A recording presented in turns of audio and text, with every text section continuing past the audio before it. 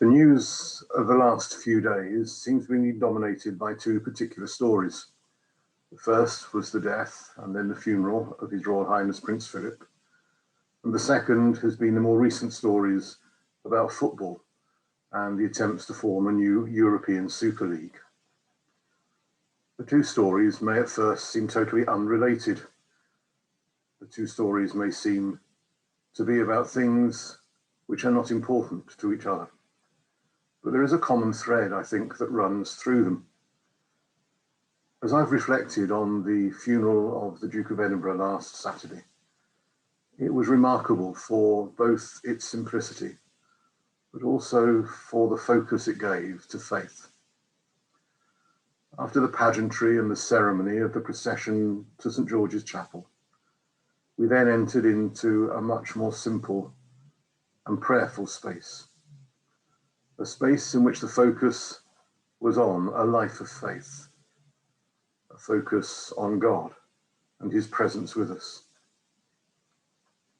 All the pomp and all the ceremony, all the colour and the pageantry was laid to the side, as in the simplicity of that space, with a small, simple choir, a beautiful liturgy was crafted and shared. And we were reminded that at the heart of all of our lives, when we strip away all those other things, we too are reliant on that faith, on that searching for God, and that being with God. The talk and the discussion around football has been significantly different. The attempts to form a Super League, seemingly driven by the desire to create more income, the desire to generate more profits, the desire to become more worldly, and to forget what lies at the heart of all of that discussion, which is the game of football. And the responses from politicians, from fans, and many others has been that the game is being taken away. The game is being overwhelmed and ignored. The game is being spoilt and destroyed by the ever-increasing search for profit and for capital growth. In those two different stories, one reminds us of the need to focus our lives on God, and the other reminds us of the dangers of becoming distracted and led astray by the things of the world. Today we give thanks for the life of St. Anselm, Archbishop of Canterbury at the turn of the 11th, 12th century.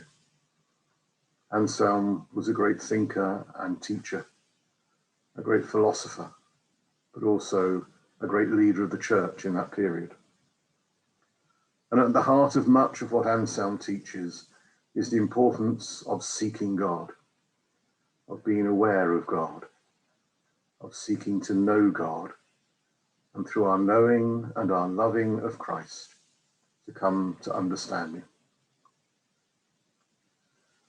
Too often we can fall into the trap of our lives being overwhelmed, of our being distracted by other things around us, by us rushing off after the latest thing that we think looks glittery or important, rather than that simple focusing, that spending time seeking to know God, seeking Christ in our world.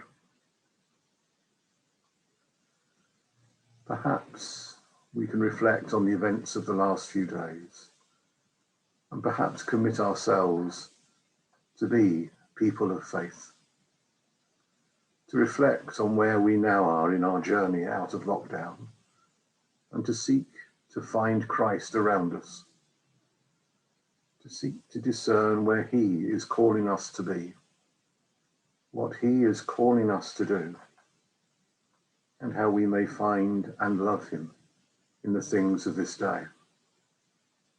And to pray that we may not be distracted, we may not be overwhelmed, we may not be led astray and lose sight of His presence, so that we may be the people of faith who by our witness draw others in to also know and love him, so that we may together come to understand him.